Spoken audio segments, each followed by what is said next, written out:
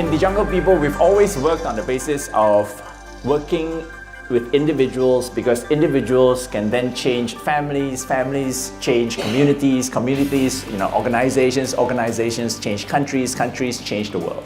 We've always worked on that basis. And working on that basis for the last 18 years, we've done thousands of training programs with tens of thousands of people. And now we're at the stage where we said, you know what? Maybe time to look a little bit bigger. Time to perhaps not just look at changing individuals, but let's look at changing the country. Let's look at changing the world. Set our sights bigger. ArcSkills is under GEMS International, which is the largest education enterprises in the world. And the capability that ArcSkills brings to the table as far as our strategic partnership is concerned is unparalleled. We looked at it and we said, mindsets, behaviors, competency, skills, put them together, we're going to conquer the world. So taking a leaf from all those young people and all those millennials, we want to change the world. We want to make a difference. And I said, why not? I'm going to run through what the state of graduate employability looks like in Malaysia. But are the average graduates that we have good enough for today?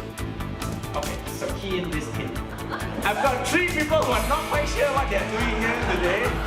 Okay, next question would be 36% first year of the jobs taken.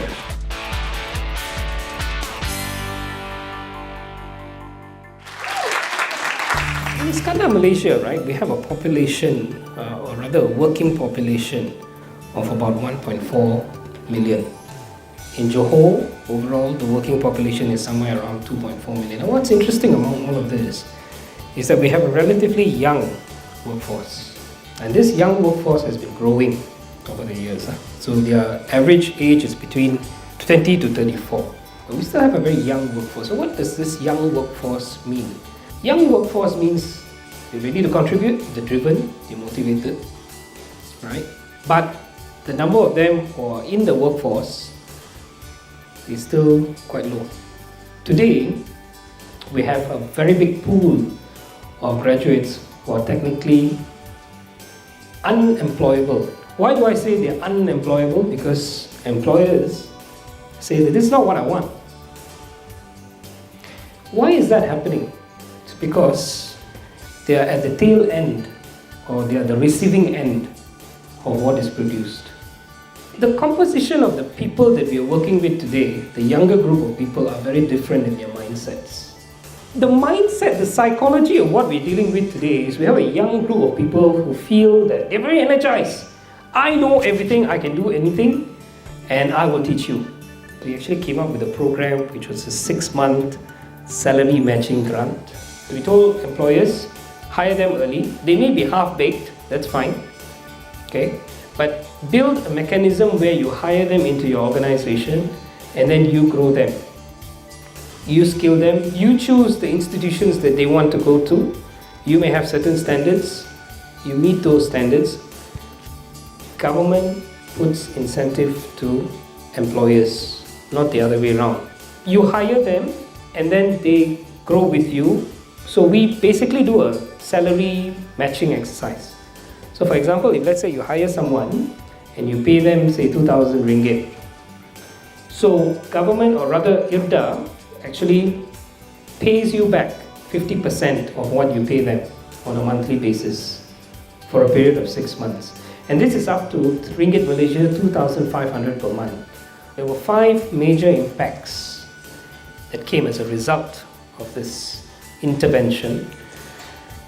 One was we found that there were a more engaged and industry skilled youth workforce. When they work for an organization, it's about seeing where they can grow with that organization. It's not so much of what I can do for that organization or what can that organization do for me. But the question now is, the world today, and the world is gonna, in every 2 years, double in speed in terms of technology. So the world is not gonna be average. But the graduates that are coming out are average. So how do you survive being average in a non-average world? We're saying that in the 21st centuries, the skills that are gonna be required will be skills that are required to solve complex challenges, they need to be ready to have critical thinking, creative skills, communication skills, collaborative skills. In Malaysia, if nothing changes, will our graduates be average enough? We're not even talking about outstanding. Will they be able to handle things if nothing changes? Final question I'm going to ask you to think about, and I'm going to leave you with, is our role, senior leaders in our organization, to strengthen the graduate pipeline, to not just go and choose the best, because I know for a lot of organizations, our strategy is let's go into the market. We attend the job fairs, we go to London and attend the Harvards and the Cambridges to find the best. And give them a lot of money, ask them to come and work with us, tie them down for 3-4 years.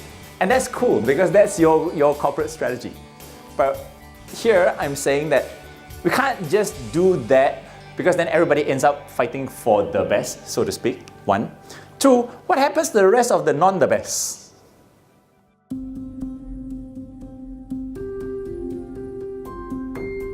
Anything that we want to change in an economy, education plays a massive role is because they have the power to change the way people think. They can use that power and that space and slowly start to bring about that change. And industry validates that change. Any change that you want to make, even if you want to create a perception about a new drive on government, education plays massive role. If they told the children that this is right practice, children understand. I don't think education is complete without the industry intervention. My company is called Arc Skills. We're a global training and development company. We call ourselves Skills Development Company in true sense. We're based out of Dubai, part of Varki Group. You can Google. They are the largest player in the education space. We have 250 schools across 16 countries. Most of them are in the West world, and now we've entered Asia, India, etc., recently. We deal with over 250,000 students almost on a daily basis. We understand their behavior and requirement.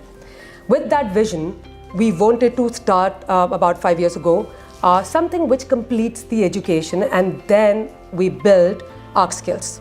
We want enterprise to be with us at the first stage. Help us define what you want. I don't want to go to the university space and start to discuss basis my individual experience that you need to learn communication, collaboration, so on and so forth.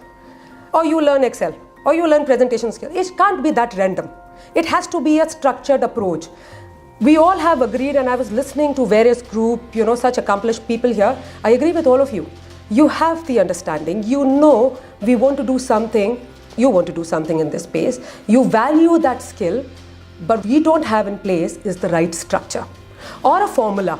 We are talking to the universities. They are really interested in it because there is a lot of depth in this program. Because we're not talking about the concept, and we are not talking about this. It's not a discussion point. It is something that we want to do, right? So it has to be more than the discussion. So we said in the first year, we will teach them larger behavioral skills. Why behavioral in the first year? Because behavioral skills need more practice. Now we have defined some of those, but we need to tighten that. We need your inputs in that space so that we complete the curriculum. We will develop every single behavior that you want to see in a fresh graduate for an entry-level job. There are 3 things we're going to do to build that. We are going to give them the knowledge. We want them to understand the concept of each of these behavior before they even start to practice that. We want to give them a virtual exposure in the university space where they get to feel what are these behaviors, the impact of it. And then we want to give them the practical exposure. That's where we will require your help. If we gave them the environment to practice it, if we gave them enough push to practice it, it will become the true skill for them, which means they are partially prepared for the real world.